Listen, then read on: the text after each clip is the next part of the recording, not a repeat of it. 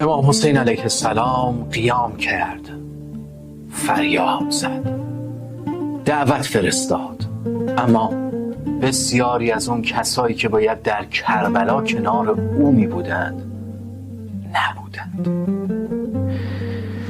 از نزدیکترین ها تا یاران کهنکار، محمد ابن حنفیه، عبدالله ابن جعفر، عمر ابن علی و عبیدالله ابن علی.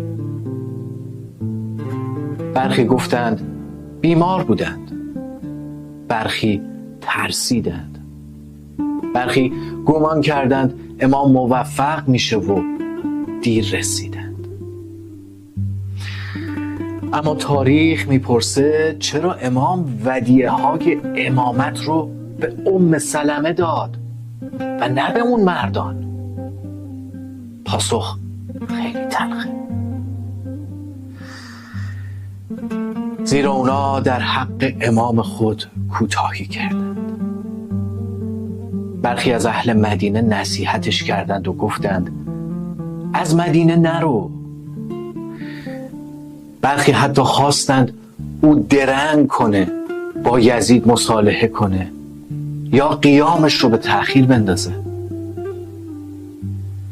برخی هم که بی تردید از اولیای خدا بودند، اما در اون لحظه حیاتی او رو ترک کردند. ما وظیفه نداریم بهانه تراشی کنیم.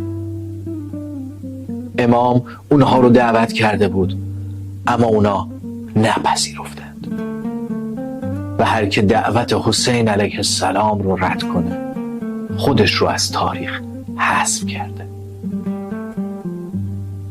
اما امروز سوال داره تکرار میشه، اگه من و تو توی اون زمان بودیم در سپاه حسین بودیم یا در صف تماشاگران خاموش؟